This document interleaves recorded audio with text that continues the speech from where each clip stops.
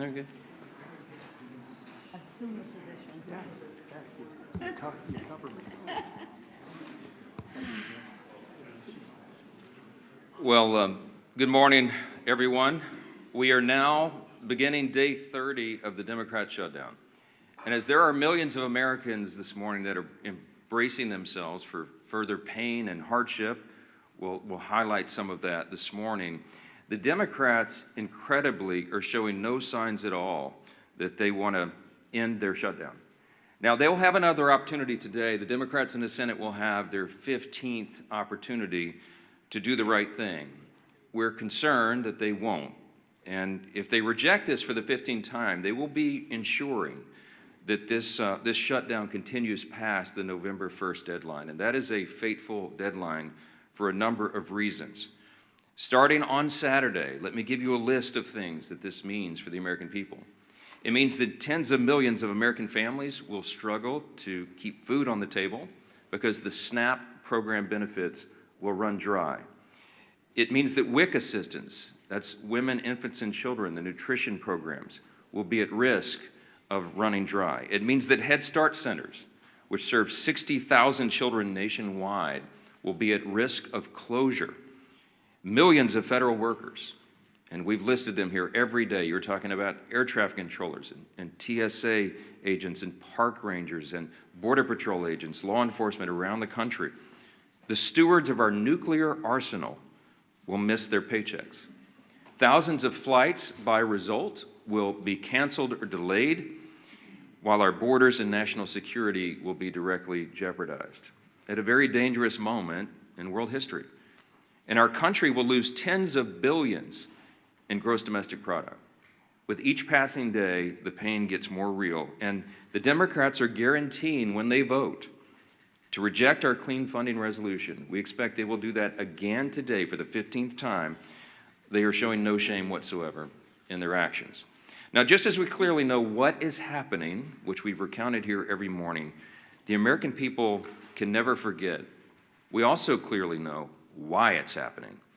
And I brought a few friends. We brought some colleagues here from the state of New York and New York City to share with you about some of what's going on here. Back in March, this is very clear what happened. Let me summarize very briefly as I can. Back in March, Chuck Schumer voted for the clean CR, the same measure that's on the floor now. He did the right thing, and he went on the floor of the Senate, and he gave an impassioned speech of why we could never inflict all this pain on the American people. He meant it from his heart, and he was consistent in what he had done over his 44 years in Congress, always voting to fund the government.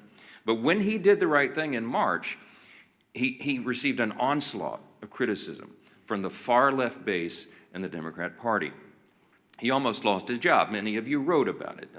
He was in jeopardy of not winning his next reelection. That's how serious it was. So Chuck Schumer got a bunch of consultants and staff in a back room, and they concocted a plan, a political stunt. And they determined right then that the next time there was a funding measure, no matter how meritorious and no matter how much it would cause pain to the American people, that he would vote against it. He would show a fight to President Trump so he could save his political skin. It's exactly what happened. He did this so he could prove to his base that he's showing a fight. And as a result of this charade, he has brought the Democrats to their lowest point in decades. Literally, the Democratic Party has its lowest approval rating. Democrats in Congress have their lowest approval rating ever in the history of polling. The labor unions, working class Americans, independents are fleeing his party, and they are coming to the party of common sense because they see us here trying to solve these problems. They see us here voting over and over and over to fund the government and give them their paychecks, and they see the Democrats dug in against it. And now, Chuck Schumer is desperately trying to cling to power. Unfortunately, when you make decisions out of fear and political desperation, you have already lost control. And the new power center in the Democrat Party is one that should frighten every common sense American. The radical socialist wing is rising. It is led by people like AOC and Bernie Sanders. Hakeem Jeffries and Chuck Schumer know this. They're smart politicians in that way. They can feel the political winds, and they know that they have to continue to act belligerently in order to gain the favor of the far left. It's their own political survival that they had put in front of the needs of the entire country. Let me say that again. The Democrat leaders in the Senate and the House have put their own political survival in front of the needs of the American people. Exhibit A is Zohran Mamdani. New York City, America's largest city, the cradle of capitalism that has always been, is facing a real crisis right now. They've got a 34-year-old, unproven, untested socialist who looks to be the next mayor. He may well be elected. Mamdani winning New York City would be the biggest win for the Marxists, the socialists, in the history of this country. We have, to this point, in nearly 250 years, been able to hold off those kinds of ideas. We've been able to cling to the foundational principles of America, the ideas of individual freedom and limited government and the rule of law and peace through strength and fiscal responsibility and free markets and human dignity. All those things are in jeopardy when the Marxists take over. And it's the clearest sign yet that the Democrats' radical Marxist wing is winning the battle for control of their party. Look at where the energy is. This should be alarming to everyone around the country. Mamdani has, of course, called to defund the police, to abolish all prisons, to legalize prostitution. He lambasted the New York PD, the New York Police Department, as a racist system. And you might have seen, if you in the media are covering this, but there was a new video uncovered from 2023, just 2 years ago, and he said, quote, "We have to be clear, when the boot of the NYPD is on your neck, it's been laced by the IDF. Look, it's a unique talent to merge one's loathing for American law enforcement with their loathing for the Jewish people. But this guy's, he's managed to do it. New York is just the tip of the iceberg. It's not isolated to America's largest city. It's other cities as well. Look at Seattle, where the leading candidate for mayor is an open socialist. Look at Minneapolis, where the sitting socialist mayor is facing a challenge from his left flank. And look here in Congress, where we have our own wing of Marxist acolytes serving here. Amazingly, the media is criticizing Republicans for fixating on Mamdani. I read some of that yesterday. This socialist uprising is something that we have a responsibility to call out and sound the alarms. That's what elected representatives of the people are supposed to do, and we take that responsibility seriously. And obviously, Mamdani is a big issue here in the halls of Congress. Why? Because the second highest ranked Democrat in the country, Leader Jeffries, endorsed him. They're making Mamdani a mainstream Democrat now, and this party has left the people. Of course, the press wants us to ignore Mamdani. Here it's an embarrassment because most of the press is on the side of the Democrats. They don't want us to talk about that, but we have to. Because by endorsing Mamdani, Hakeem Jeffries has endorsed and co-owned his positions, his past statements, his Marxist playbook, and everything else that that guy espouses. And so, too, does every single House Democrat who will be inviting their leader, Jeffries, to their campaigns and to their districts next year. Every single one of them at every campaign stop should be asked, what do you think about Mamdani? What do you think about his positions? While House Democrats court Marxists in New York, Senate Democrats have chosen to shut down the government over a totally clean, nonpartisan CR. It's the first time in history, in the history of this country, that any party has done that, has chosen, had the audacity to shut the government down over a totally clean, nonpartisan funding measure. They're bowing to the demands of their far-left base, and no one can deny that. The facts are very clear. The American people are intelligent. They understand what's happening here. We pray that the Democrats, at least a handful of centrists, if there are any moderates left in the Democrat Party in the Senate, we pray that they will come to their senses and they will do the right thing by the American people, that they will stop all the pain and that they will reopen the government. As I mentioned on Saturday, things are going to become very dire. There is one way out of this, the easy way, the obvious way, and that is for the Democrats to do their job and vote for the CR. Now, I mentioned we brought some of our good friends and colleagues here from New York to talk about the mess that the Democrats have created in the Empire State. Now, why are we focusing on New York? Because, again, it's a bellwether for the rest of the nation. If you're watching at home, you need to understand the dynamics of what's happening in New York, because you have to ensure that it doesn't happen in your city, in your town, in your state. And these folks are watching this, and they're fighting it. Our Republicans in New York are trying to hold the line. They're trying to defend what is great about this extraordinary and exceptional nation that we have. But they have a lot of headwinds. And they're here to share how this reckless shutdown is impacting everyday New Yorkers. And I'm delighted to bring up to the podium, before we get our leadership reports here, one of my dear friends and colleagues and classmates back from the 115th Congress when we came in as freshmen together, Congresswoman Claudia Tenney, who is from the 22nd District of New York. She does an extraordinary job here for her state and for the country. Claudia, go ahead.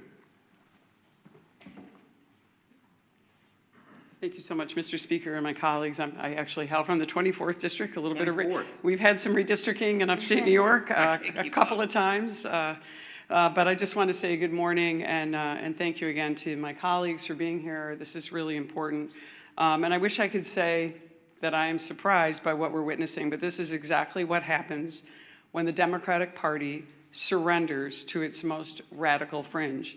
Chuck Schumer and Hakeem Jeffries lack the political courage to stand up to the Marxist, anti-Semitic, anti-law enforcement base led by Mamdani now, AOC, and Bernie Sanders. Schumer and Jeffries are both weak leaders from New York, and specifically New York City, where they have never had to face serious political opposition and have enjoyed nothing but glowing praise from their friends in the media. They are ill-suited to lead the Democratic Party at the national level, which is on dramatic display with each passing day of this tragic shutdown. They have traded true leadership for appeasement, responsibility for disorder, and principle for political survival. This shutdown is their choice. They've surrendered to radicals funded by dark money groups pushing anti-police, anti-Israel, anti-American garbage. Now the country is paying the price. I served with Hakeem Jeffries in the New York State Legislature. He sat right next to me. I've seen this playbook before, as have my colleagues in New York who also served in the legislature. It is the same corrupt Albany routine. Reward insiders, punish taxpayers, and blame everybody else. Today, it is something far worse. A movement run by socialist, Marxist activists. I don't like to call them socialists, they're really Marxist. And extremist networks, and they have hijacked the Democratic Party. And as the Speaker pointed out, just look at Zohran Mamdani, a member of the State Assembly, by the way. He actually defeated a fairly liberal member of the Assembly, who is, in a narrow election, but there he is in the State Assembly. He is the face of the new far-left coalition, and make no mistake about it, the new leader of the New York Democratic Party. His campaign is not grassroots. It's bankrolled by Soros money, radical clerics, and communists working together to push a Marxist agenda in America's largest city. Schumer and Jeffries will not stand up to this movement. We've seen this because, as the Speaker pointed out, they're terrified of it. They have built their political survival on appeasing the far left, and now our entire country is being held hostage by it. They cannot open the government without angering the radicals who radically run their party. The Democratic Party is now controlled, as I said, by the Marxist activists, dark money donors. This is not a grassroots effort.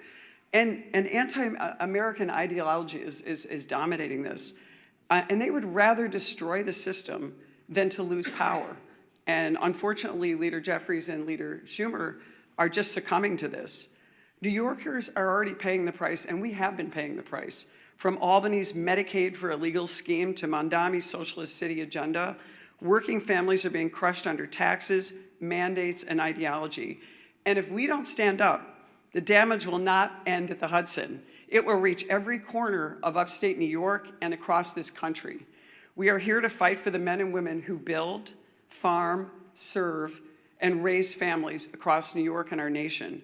They are the backbone of this nation, and they deserve a government that works for them, not the political insiders who have created this mess.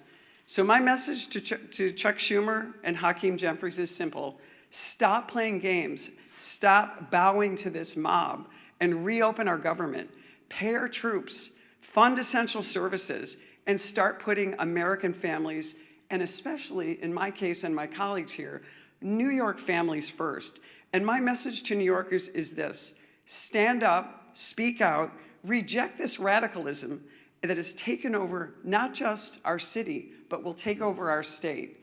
And I thank you, Mr. Speaker. I appreciate the moment.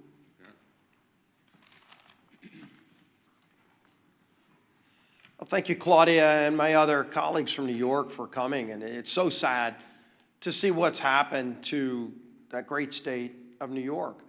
But if you go back to November, when President Trump won an overwhelming victory to come back as president, defeating Kamala Harris, winning every one of the 7 swing states.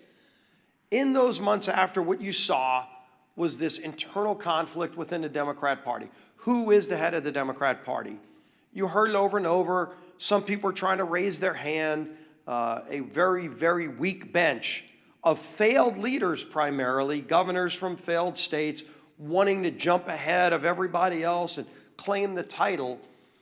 And yet, as the Democrat Party stayed that rudderless ship for months and months, because of this perfect storm, that the 2 top Democrat leaders in the House and Senate both hail from the state of New York, with the emergence now of Zohran Mamdani, you have seen Zohran Mamdani quickly become the new head of the Democrat Party nationally. Because Chuck Schumer, who is the head Democrat in the Senate, and Hakeem Jeffries, who's the head Democrat in the House, both hailing from New York, are scared to death of that far-left extremist, radical, socialist, Marxist movement in their own party, starting in New York. And because Mamdani has taken off there, it is affecting real people everywhere in America. Devastating consequences. We've talked about it over and over. You know, the last few weeks, we talked about the pain, the suffering that Democrats were causing to especially federal workers, our troops, air traffic controllers, every other federal worker who wasn't getting paid. Some, President Trump found ways to get paid. Others, there weren't ways to do the same thing, but the president worked overtime. Look at what the president did working overtime, at least doing his job. In China this morning, a historic trade deal with China announced, where they resolved some issues on tariffs. Our soybean farmers are going to be able to sell more of their products into China. Critical minerals that we'll be able to get. All of those things President Trump continues to do while Democrats want to try to spew chaos around the country. But the harm to families, as we've been talking about, while real, is unfortunately going to get worse. And we've been telegraphing this for weeks, pleading with our Democrat colleagues in the Senate. Just five Democrats need to get the courage to end the shutdown. And only they can do it. They know that. And what are those consequences? We've been talking for weeks. Coming this weekend, Saturday, 42 million SNAP beneficiaries will lose those benefits. Those cards are going to go to zero. When they go to the grocery store to try to put food on the table, there will be no money in those accounts. And what is Chuck Schumer going to tell those families? It's no longer hypothetical. It's no longer theoretical. It's real suffering and pain, and they know that. We've given you the quotes over and over these last few weeks. They admit they are causing suffering. They're using the American people for leverage, and they just don't care. But I think they're going to start hearing more and more from people. There's some people we've been hearing from. The National Veteran Advocate, his retired U.S. Army Sergeant Eric Donahoe, said this, quote, "The decision to vote against advancing the CR is now causing financial harm to families who serve this country." He went on to say, quote, "When I spoke with Democratic staffers that I know they called this shutdown a political opportunity. They think the more Americans hurt, the more power they gain. They even bragged about it," Donahoe said. Quote, "This isn't a headline to us. It's rent, it's groceries, it's mental health, it's stability." And of course, you've heard just a few days ago, we had the National Air Traffic Controllers Association and the American Federation of Government Employees demanding that Democrats pass the clean CR. More and more, you're seeing this growing chorus of people from all corners, including Democrat corners, telling their own party leaders, stop this madness, end the madness, and vote to open the government. But again, this weekend, it gets even more painful, more suffering that they will impose if they keep this madness up. And so I'm going to try to find 5 Democrat senators. It's all we need is 5. So let's start with John Ossoff in Georgia. Starting this weekend, over 1.3 million enrollees in SNAP in his home state of Georgia lose their benefits. 1.3 million, Senator. What are you going to tell those families if you vote no today? If you vote to take their food away this weekend? That's what your vote means today.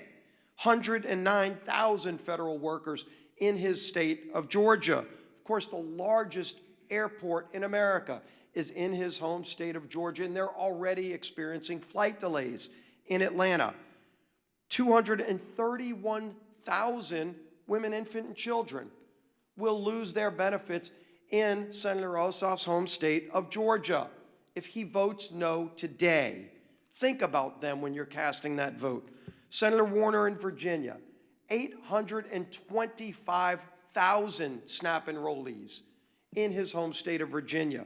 189,000 federal workers. Don't come up here and give some speech lamenting about the hardships those people are facing when you're the one voting to impose those hardships. You can stop that today by voting yes. 107,000 women, infant, and children will lose their benefits in Virginia if Senator Warner votes no.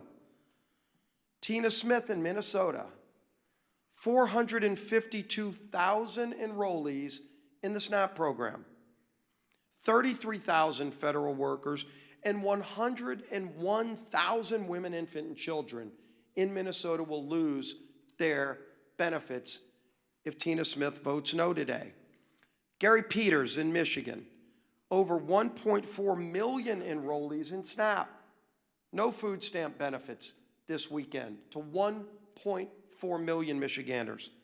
56,000 federal workers, 189,000 women, infant, and children will go without food this weekend in Michigan if Senator Peters votes no.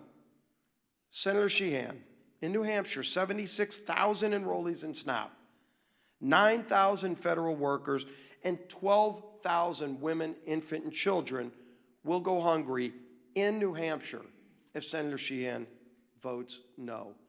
I could go on with more and more of these. All we need is 5. That's 5 right there. If they get to courage, they don't have to impose that pain on families. But the only way this suffering is prevented is if they come to their senses and vote yes. We all know the math. We all know what's needed. But it's not just math. It's millions and millions of families across this country that will truly suffer and go without food if they vote no today. It's a straightforward vote. We've all voted yes and passed it through the House over a month ago. End the madness and pass this bill. Our whip, Tom Emmer.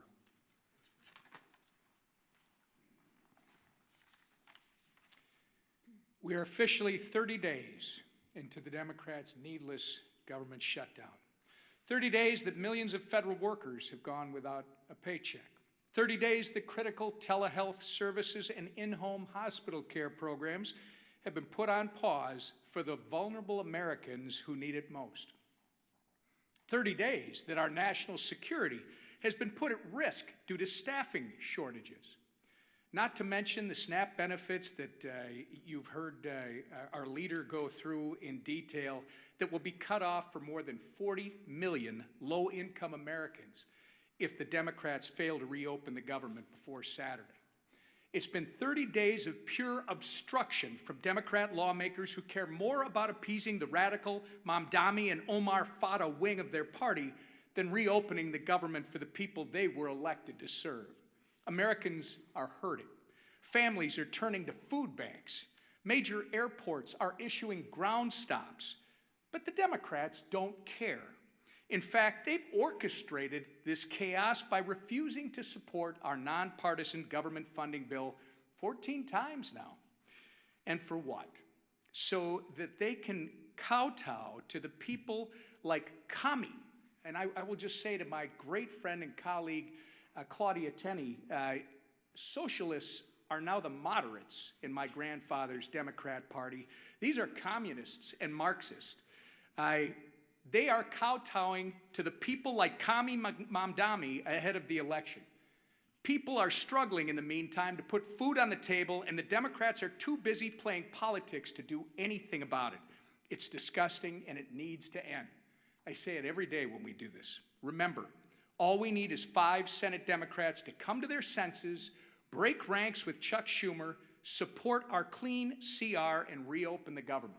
It's past time for Democrats in Congress to get serious and do their jobs for the people they were elected to serve, not for the communist mayoral candidate in New York City, our conference chair.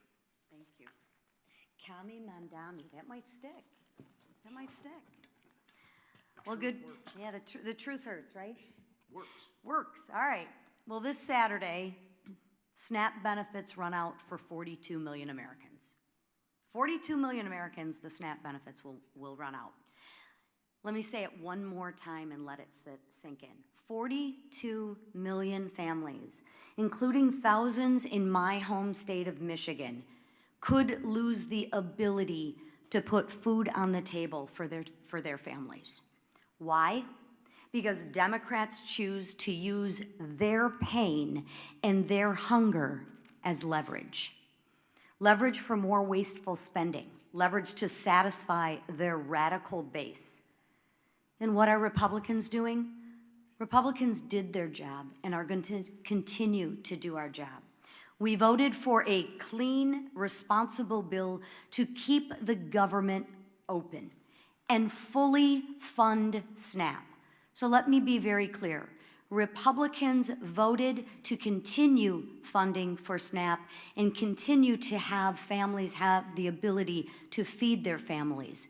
Democrats voted to take food off the table and voted to discontinue SNAP benefits. It is that simple.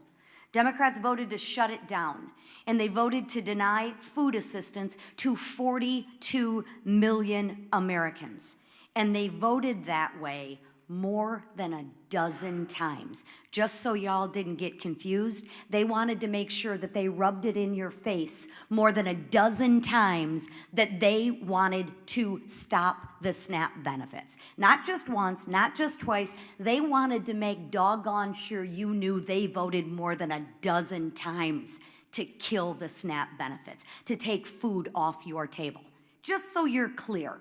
And let's remember, they did it, and let's make sure that we don't forget, and let's make sure we remind them who voted to keep food on the table and who voted to take food off the table. Because at some point in time, they're gonna reverse what they're talking about and do what they normally do, and that's try and blame us. But let's hold them accountable for once to the votes that they've taken. I can assure you I will. I met one of these recipients last weekend while I was volunteering at a food bank in St. Clair County. His name was Jim. Jim's wife is a teacher, and he's a retired auto worker. They rely on SNAP to help cover the cost of groceries. Jim waited in line for more than 3 hours because he knows he won't be getting his benefits. That's what he told me. But you know what he told me? I thought this was very insightful. He told me, thank you. He told me, thank you for all you're doing to keep the government open. He also told me to please talk to our senators and ask them, since they voted and they campaigned on being moderates and reaching across the aisle, to fulfill their campaign promises and stop using families like Jim as leverage and care about the people that they were elected to represent. I also spoke with a woman who recently lost her husband She's now raising her grandkids and told me she's never needed help before, but now she's struggling to afford groceries. These are real people struggling, real people that Republicans are actually fighting for, and real people that I am fighting for. Jim is not leverage. Jim is a person with a family to feed. Open up the government and stop using Jim and his family as leverage to kowtow to your radical political base. Do what you know is right and what you have said is right, and open up the government. A farmer back home once told me, when you're not hungry, you have a lot of problems. When you're hungry, you have one. Right now, families on SNAP have a problem. And that problem should never, ever be used as political leverage. So Republicans, we're gonna keep on working and we're gonna keep on fighting. And you know what? We will keep showing up. And while we keep demanding that Democrats stop using suffering Americans as pawns in their political games, I implore my two senators, do what you said you were gonna do. Do what you said that you are. You've reached across the aisle. You're moderates. You care about people. Well, show that in your actions and vote for a clean CR for families like Jim who you represent. Please, they are counting on you. And every no vote means that you are keeping food from their table. So please, it is time to pass the clean CR and actually put the people who you represent, Americans, first. Thank you. We'll take a few questions. I just want to thank again our colleagues from New York, LaLota and Lawler, Garbarino, Langworthy, and Tenney. It's a difficult job to hold the line in that state, but they do it very, very well, and we're grateful they're there, and that there are so many common sense New Yorkers who still believe in freedom and in the greatness of America, and they keep sending us patriots like this to do the job. So we'll take a few questions. Yes, sir, Secretary. Thanks, Mr. Speaker. During the last shutdown in 2019, it was the first Trump administration, and they made sure that in the second month of the shutdown, SNAP benefits would go out. They had them sent early. Why do you think they shouldn't do that this time? Well, the president, this administration has done exactly what he did in the first term, and that is bend over backwards to make sure that we mitigate the harm. We explained here yesterday that any administration in a shutdown scenario has figuratively a control panel of pain dials. In the Obama administration, 2013, when they shut it down, they turned all the dials to 10. They wanted it to hurt, and so remember, famously, they put the yellow crime tape around the World War II memorial and prevented aging veterans from going and visiting these landmarks. They made it hurt. President Trump has done exactly the opposite. I mean, he's done everything he can. He's ordered all of his cabinet secretaries to mitigate the harm. So, for example, as you know, with WIC funding, they found a way to fund that with tariff revenue. We found a way to pay the troops. Once already in October, hopefully at the end of this month by moving money around.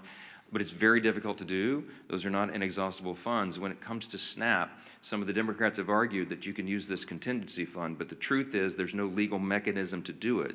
Unlike with WIC funding that was attached to a 1930s era statute that was related to tariff funds because it was related to nutrition and food coming over the border, there's no such legal avenue to give SNAP funding now. It doesn't exist. The problem is the contingency and the authority to do that was voted down in the CR when the Democrats themselves did it. So the president has lamented this. He has informed USDA and everybody.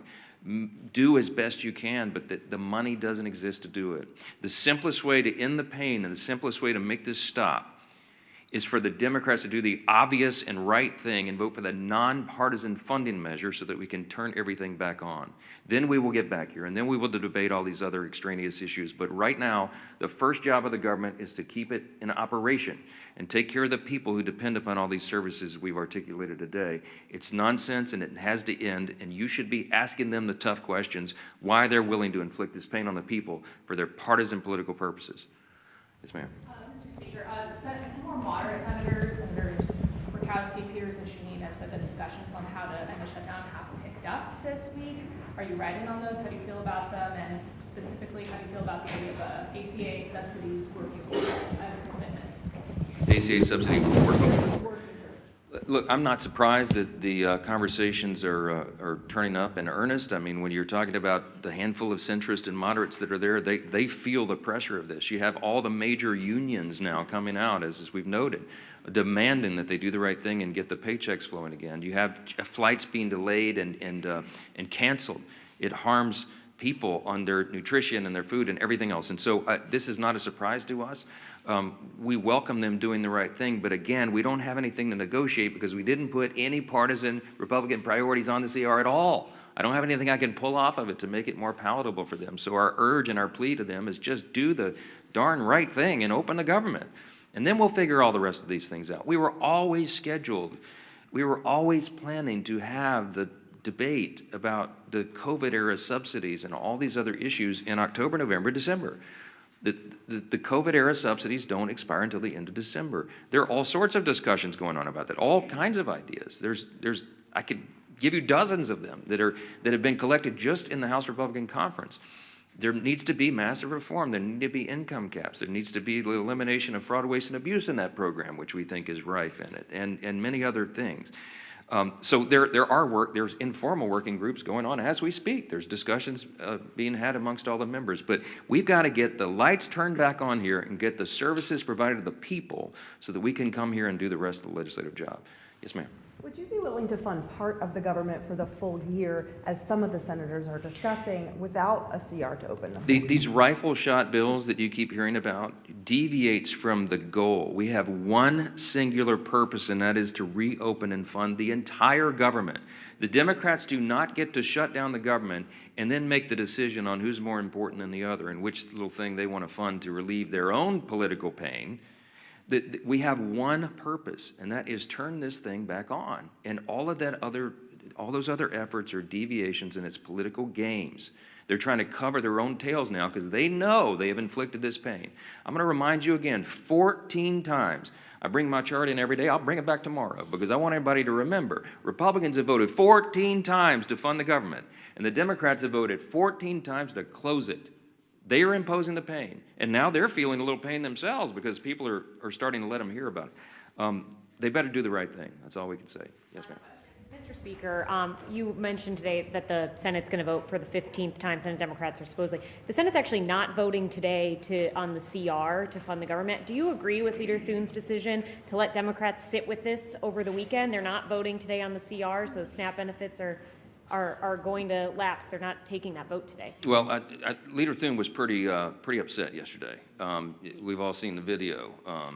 Mad John on the floor, and it's appropriate. When we come in here and do these briefings, I can empathize with them because we're happy warriors. I like to come in and have a good time in press conferences and tell you good news and all of that. But this feels very much like in my state, Louisiana is a hurricane state.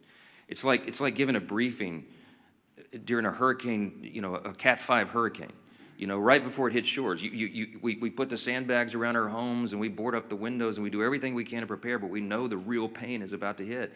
And we feel helpless in doing anything about it. And that's the same emotion and that we feel here at the podium and when we're on the floor. And Leader Thune let them have it yesterday because they were trying to play games, and we're just fed up with it. He's a very even-tempered, calm guy. I mean, I try to maintain the same demeanor, but it's infuriating to us. I'm not going to second-guess his decisions on when they schedule the votes each time, but he's probably about had it with their nonsense. And when they tell him and they thumb their nose at him and give him, and say other things that they like to drop the F-bomb now for fun, for emphasis apparently.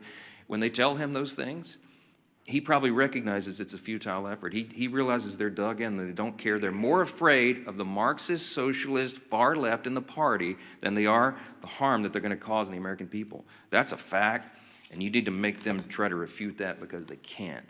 I'm grateful again for our New York colleagues for holding their ground and standing guard as they do and for being here. Thank you all so much.